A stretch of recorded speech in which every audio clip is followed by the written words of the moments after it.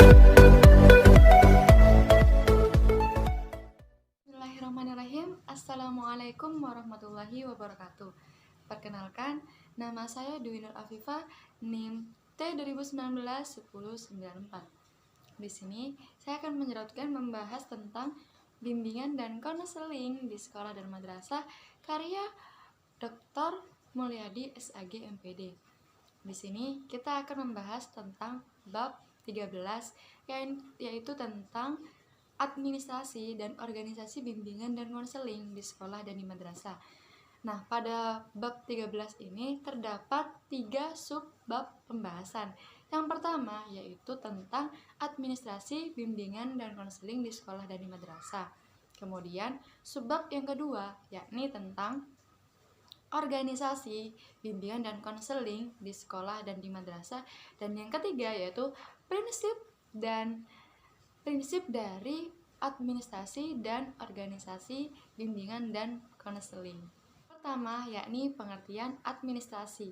Nah, administrasi itu sendiri adalah proses kerjasama dalam wadah organisasi oleh beberapa orang yang ditujukan untuk mencapai suatu tujuan tertentu. Nah, jadi administrasi di bidang bimbingan dan konseling ini adalah suatu proses kerjasama yang terencana dan tersusun dalam wadah organisasi bimbingan dan konseling oleh beberapa orang untuk mewujudkan tujuan dari bimbingan dan konseling itu sendiri. Selanjutnya yakni pola kerja bimbingan dan konseling di sekolah dan di madrasah. Bimbingan, kita tentunya tahu bimbingan itu adalah proses arahan kepada seseorang untuk seseorang tersebut itu memberikan berupa arahan, kemudian nasihat agar orang tersebut itu bisa mengembangkan potensinya, kemudian bisa mengenali dirinya.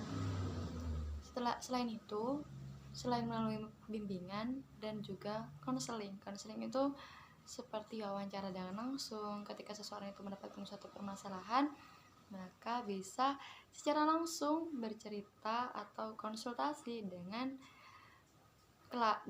konselor melalui konseling ini. Nah, bimbingan dan konseling ini memiliki peran yang penting dalam dunia pendidikan. Namun, bimbingan dan konseling ini memiliki organisasi sendiri yang dimulai dari kepala sekolah sebagai pengawas pelaksanaan bimbingan dan konseling.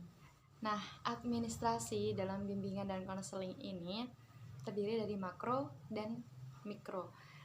Di makro merupakan suatu pengelola atau mengarahkan personal dan material. Sedangkan pada mikro merupakan pengaturan lalu lintas dalam pelayanan bimbingan dan konseling. Yang ketiga yaitu sarana pelayanan bimbingan dan konseling. Yang pertama yaitu ada ruang serbaguna bimbingan dan konseling atau unit pelayanan bimbingan konseling atau biasa disebut dengan UPBK, di mana ruangan ini merupakan tempat dalam melayani segala proses bimbingan dan konseling, entah itu melakukan konsultasi perorangan, konsultasi kelompok, ataupun penyediaan informasi, sehingga di sanalah tempat terjadinya atau tempat pemrosesan suatu kegiatan bimbingan dan konseling. Yaitu bisa berupa alat-alat lemari, kemudian meja, kursi, dan lain-lain. Selain itu juga ada alat dalam pengumpulan datanya, data-data dari peserta didik yang tujuannya untuk memudahkan konselor nanti dalam melihat kondisi dari kliennya. Yaitu koordinator guru pembimbing. Koordinator guru pembimbing di sini memiliki tugas untuk mengarahkan tenaga pembimbing tersebut dalam melakukan hal yang seharusnya ia lakukan di bimbingan dan konseling. Kemudian memperhatikan anggota-anggota yang lainnya dan bertanggung jawab penuh terhadap proses dari konselor dalam menjalankan tugasnya. Kemudian dia juga membangun relasi atau membangun teamwork dengan staf-staf yang lainnya guna membantu serta melancarkan proses bimbingan dan konseling. Yaitu administrasi bimbingan dan konseling. Nah, bimbingan dan konseling ini merupakan suatu kegiatan yang terencana, yang struktur dan terarah sehingga dalam pelaksanaannya itu terdapat program kerja mingguan, bulanan, dan tahunan. Nah, dalam misalnya contohnya dalam kegiatan tahunan di mana di sana dimusyawarahkan tentang program kerja tahunan tersebut. Misalnya seperti penentuan jurusan. Kira-kira evaluasi dari tahun kemarin itu seperti apa, kemudian solusi yang tepat dan sesuai dengan zamannya itu seperti apa yang bisa dilakukan pada zaman tersebut. Yang selanjutnya yaitu organisasi, bimbingan, dan konseling. Yang pertama, pengertian organisasi. Organisasi merupakan sebuah wadah untuk menjalankan suatu aktivitas, sebuah wadah kerjasama antara seseorang dengan sekelompok orang yang mencapai suatu kesepakatan bersama dan bertujuan untuk mencapai tujuan yang telah disepakati.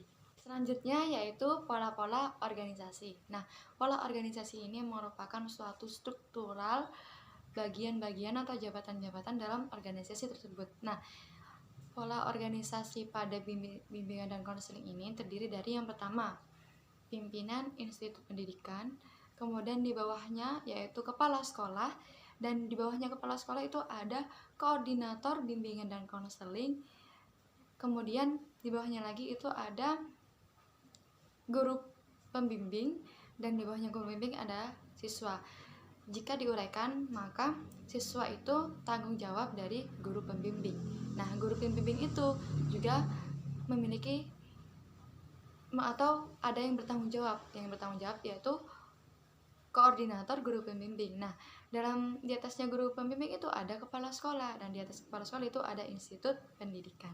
Dan sebab selanjutnya yaitu prinsip-prinsip dari administrasi dan organisasi bimbingan dan konseling. Yang pertama, bimbingan dan konseling ini merupakan suatu kegiatan terarah yang bertujuan agar siswa atau klien itu dapat memahami dirinya, mengenal kelebihan dan kekurangannya, kemudian bisa menerima dirinya apa adanya, dapat mengetahui potensinya sehingga ia dapat mengembangkan potensi yang ada pada dirinya.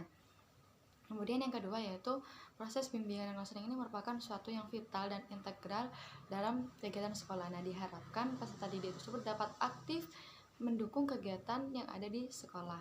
Program bimbingan ini juga diharapkan dapat menimbulkan minat-minat dalam diri siswa.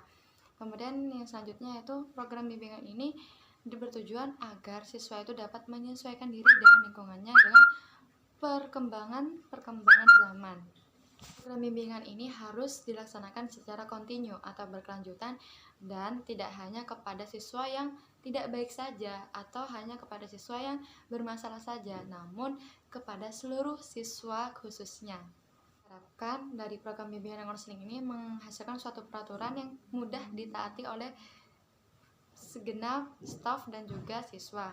Selanjutnya yaitu diharapkan bimbingan dan konseling ini dapat mengatasi permasalahan yang terjadi pada klien atau pada siswa. Kemudian yang terakhir yaitu diharapkan program bimbingan ini dapat bekerja sama dengan guru ataupun dengan staf yang lainnya. Itulah pembahasan mengenai bab 13 tentang administrasi dan organisasi bimbingan dan konseling. Semoga hal ini bisa bermanfaat untuk kita semua. Saya mohon maaf apabila ada kesalahan, entah itu disengaja ataupun tidak, baik dari tutur kata saya atau perilaku saya yang kurang berkenan. Saya mohon maaf sebesar-besarnya. Saya ucapkan terima kasih. Wassalamualaikum warahmatullahi wabarakatuh.